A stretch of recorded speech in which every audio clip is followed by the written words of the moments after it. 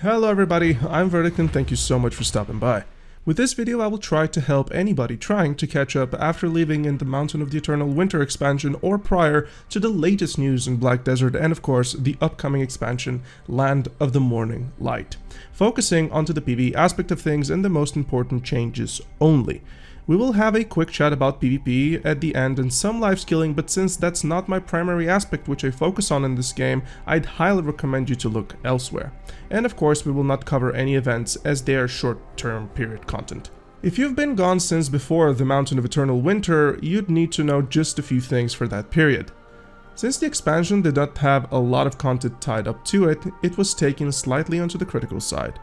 The Fallen God piece introduced is a Labresca helmet, which requires a Capris level 10 Pen-Gath, Pen-Griffin helmet, or if you're mad enough of course, a Pen-Blackstar helmet.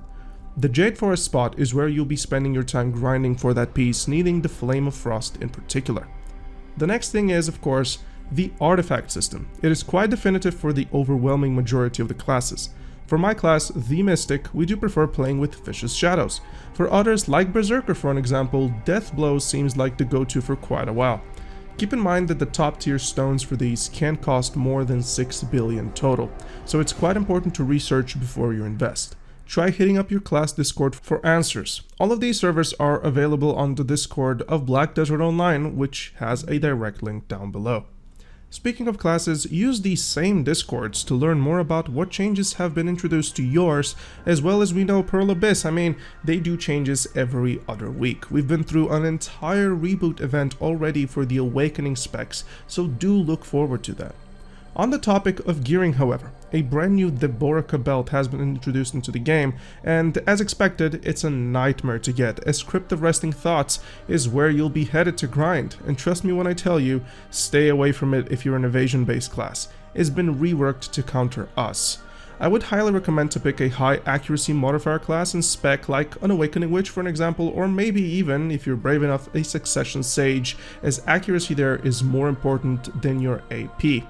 The Jatina Pen accessory quest has been buffed by 100%, meaning you will do the entire pen twice as fast. We've also had a free Pen Cloud accessory, which is equivalent to Kaposha pens or Tets in general. World and Field Bosses. World bosses have been buffed a bit in terms of loot reward, as they simply began to fall off due to increase of silver per hour, as many players like myself are approaching an average of, well, a billion with proper preparations. They will now drop better gold bars. Field bosses are now spawning into the known chains all the time. Beg into Rednose into Dimtree Spirit, Mudster, another Mudster, and the Katsvanak. They will give better rewards as well as a buff on you which increases your drop percent chance. However, even with all of these buffs, well, players are still struggling to kill these viably as they spawn randomly on all servers and require assistance on the particular server when it spawns. A little mention for our life skiller bunch here, specifically gatherers, trainers, and traders.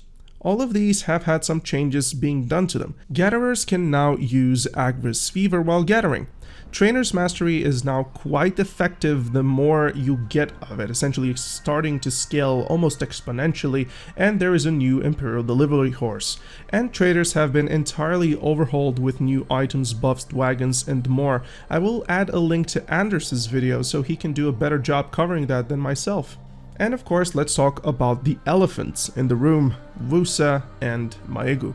The twin sister classes that Pearl Abyss bit more than what they could chew from, obviously. And this current stage, they are both out for play, but they have only their successions. It has been so far going for a 5th month where Woosa has not had her awakening, and we're looking forward to get that soon. Both classes are extremely powerful both in PvE and PvP and are considered flavor of the month, and I'm not really surprised. I personally was incredibly unhappy with Woosa, but Maegu, on the other hand, was something absolutely incredible to play.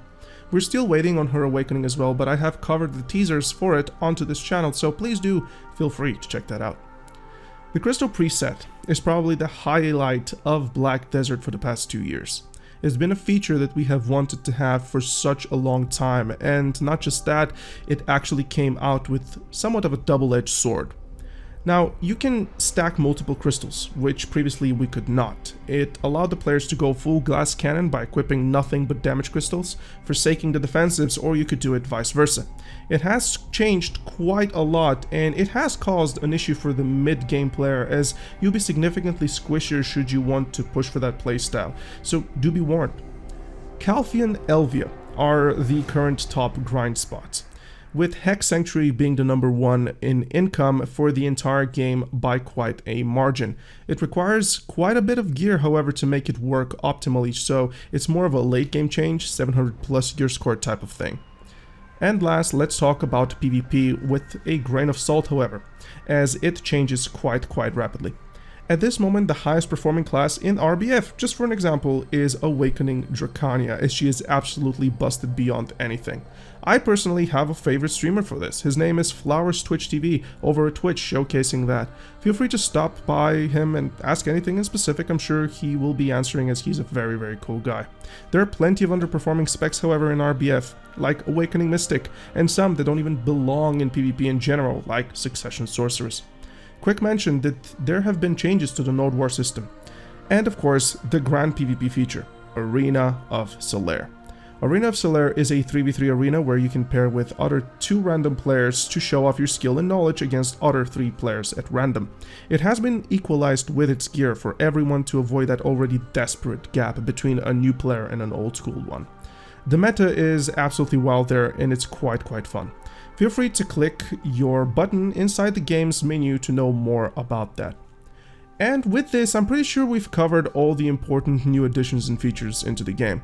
If you think I've missed something important, please do let me know down below, as I'll try to do better next time. And of course, like, subscribe, and please do consider supporting this channel via YouTube, Patreon, and Twitch, where I livestream.